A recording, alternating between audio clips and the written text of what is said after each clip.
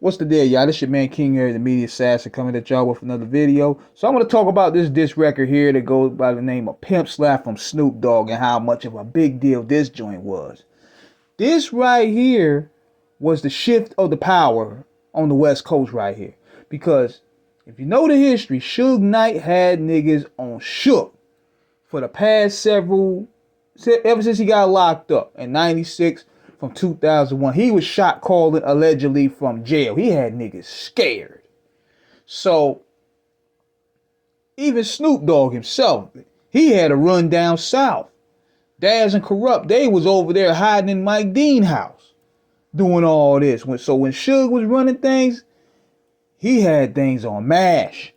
So he comes out and he's on his type of time. He's on the bully type of time. But the difference is from 5 years in, all his adversaries done empowered themselves. Snoop Dogg done got his money right. He done formed Doghouse, so now he had a label. Dr. Dre done got his money right. He formed Aftermath.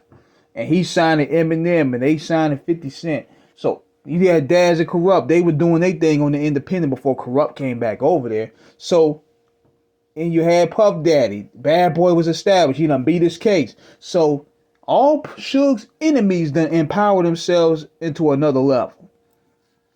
And so he tried the bully tactics. But this time Snoop Dogg had the money, he had the hit records and resources to match him.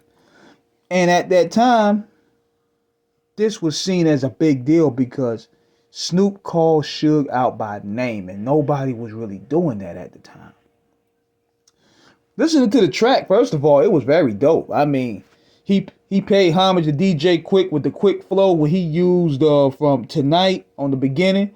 He shouted out Heron, Big Jake, all the hitters from Suge's camp that passed away at that time. He called out Suge for being jealous of his success. But also what made this thing a big deal was what he dissed Exhibit.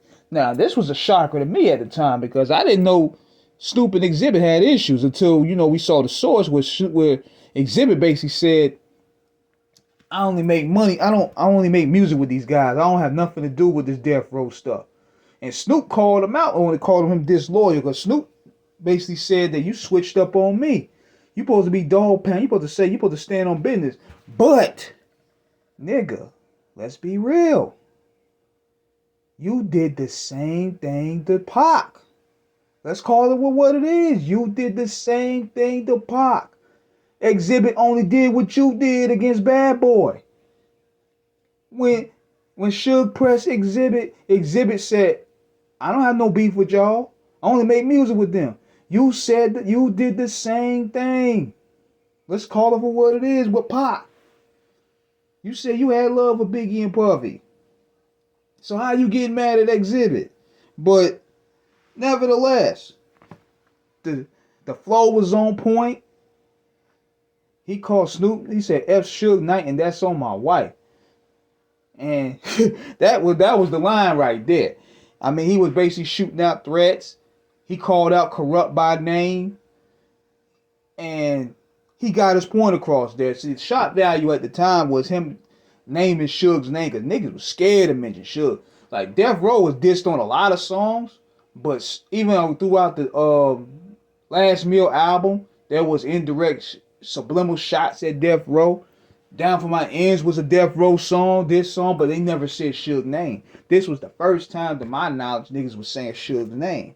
Now, what also was interesting about this track was this guy that go by the name of Big Jim Bob. He was talking at the end of the diss record about Suge and all them, and I think he's a real affiliated. He's a real respected, reputable Crip out there. I don't know too much about him, but he filed a lawsuit against Snoop claiming that this recording was used without his permission, that he was fearing for his life because he got threats from Suge Knight and all that. This was a crazy time in 2002. And we knew Suge was going to try to hit back. That's what happened when, I think that's where he retaliated and, they called up on Badass. Rest in peace.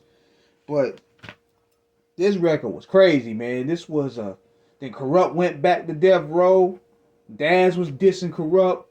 It was a whole mess, man. But this track right here kickstarted a lot of that drama. So let me know what you guys think.